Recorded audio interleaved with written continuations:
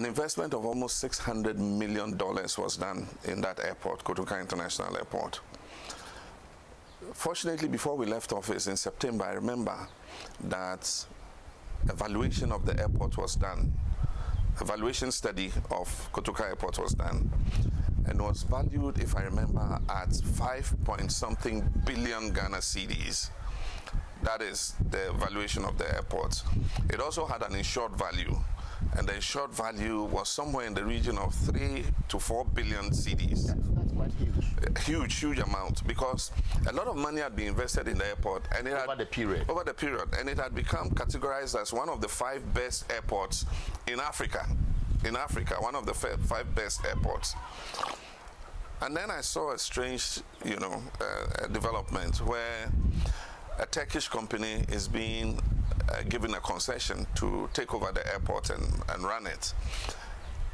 The concession is a disguise. Behind that, in the period of the concession, 66% of the ownership share of the airport will be transferred to the Turkish company at a cost of $70 million.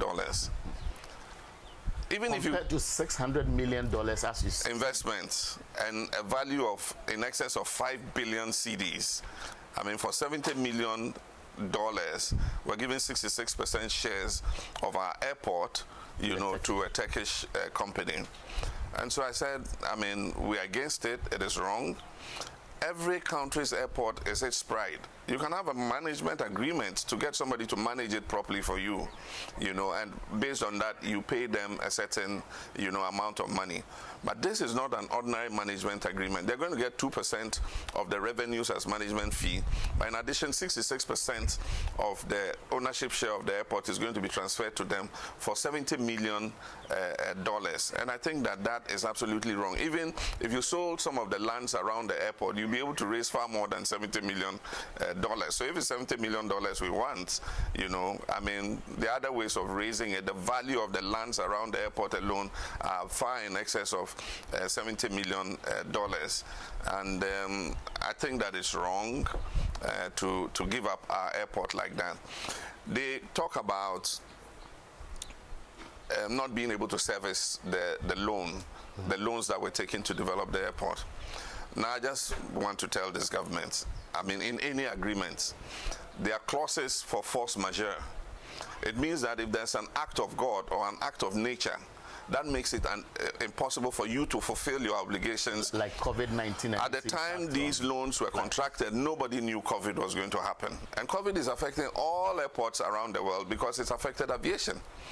And so all you need is to trigger the force majeure clauses and let the financiers know that, look, this is a situation that has arisen.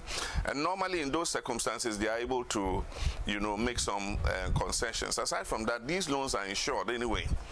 And so if government hasn't triggered force majeure, the way to go is not to try to sell off the airport, but to engage the financiers and have a rescheduling of the facility.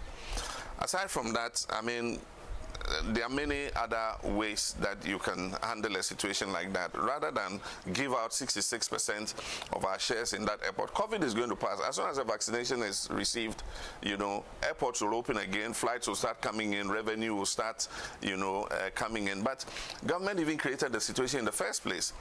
The way I was able to get Airport Company Limited to build Terminal 3 was to release 60% of the airport passenger tax to them. The airport passenger tax is $100. We used to give airport company $40, and we put $60 in the consolidated fund.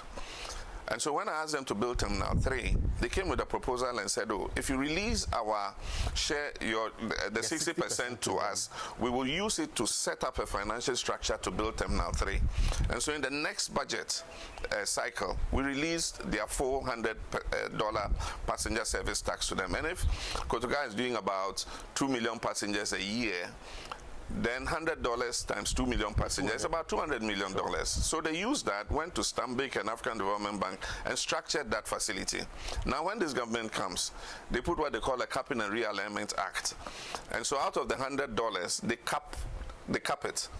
And so if financing of the various funds, if the money into the various funds exceeds 25% of the national budget, all the excess money is taken from the funds, including the airport tax. Which so government, that money that we had released to airport company, the government started taking out of it and putting it back in the consolidated fund. Then aside from that, despite the fact that they had structured the facility on the airport tax, they took out part of that money, the airport tax, and gave to civil aviation, took part of it, gave to meteorological services. So the amount left began to become dangerously low and unable to service the debts. I mean, this is what government did. Whether deliberately or not deliberately, I don't know. But it would look like somebody wanted this financing structure to fail so that they could sell off the airport. I don't know.